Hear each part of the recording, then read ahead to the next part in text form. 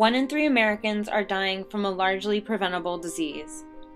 The traditional high-fat, high-cholesterol American diet, sedentary lifestyle, and unhealthy ways of dealing with life's problems are leading to the #1 killer in the United States, cardiovascular disease. But those are not the only problems.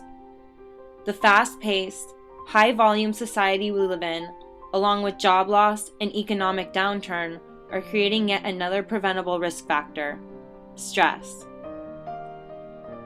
Dr. Robert Sapolsky, professor of neurological sciences at Stanford University, shares his expertise on the human stress response. They're not being stressed by lions chasing them all the time. They're being stressed by each other. They're being stressed by social and psychological tumult invented by their own species. They're a perfect model for westernized stress-related disease. Taxes coming up, mortality, 30-year mortgages, we turn on the same stress response, and the key difference there is we're not doing it for a real physiological reason, and we're doing it while the stress response is more damaging than the stressor itself, because the stressor is some psychological nonsense that you're falling for. No zebra on earth running for its life would understand why fear of speaking in public would cause you to secrete the same hormones that it's doing at that point to save its life. The sympathetic nervous system responds to perceived emergency by secreting hormones that increase heart rate and blood pressure in order to send energy to the muscles as quickly as possible.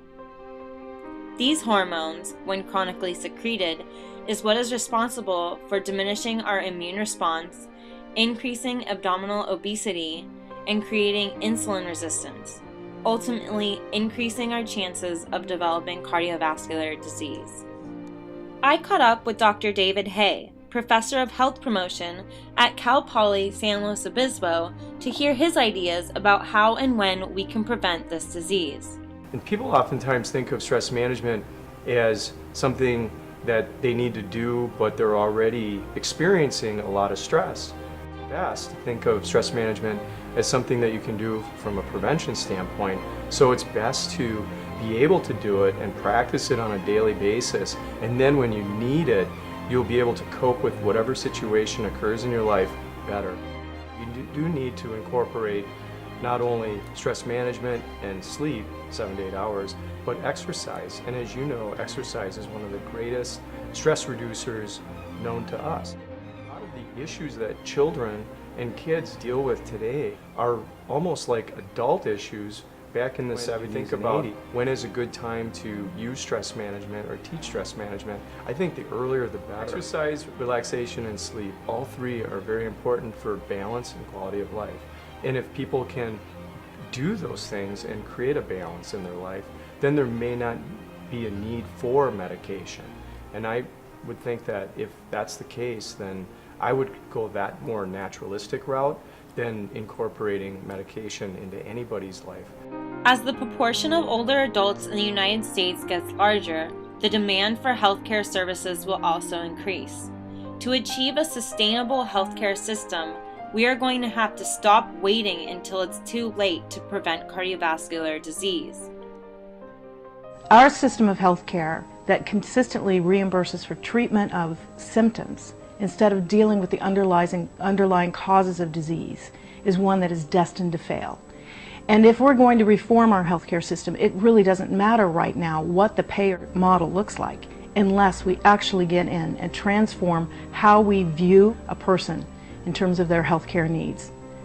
Your head isn't separate from your body, and your spirit isn't separate from your body either. It really is a complete and holistic way of looking at healthcare, and it is not exclusive of conventional treatment. Our vision at the AAMP is to transform today's healthcare from one that's rooted in disease management to one that's based in wellness programs for the purpose of improving the health status of every individual in the United States and the future for our children.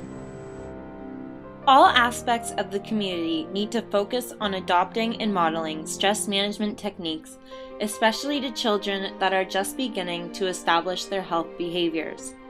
This is not only for your own health and well-being, but to make sure that future generations have a chance at surviving the epidemic of cardiovascular disease.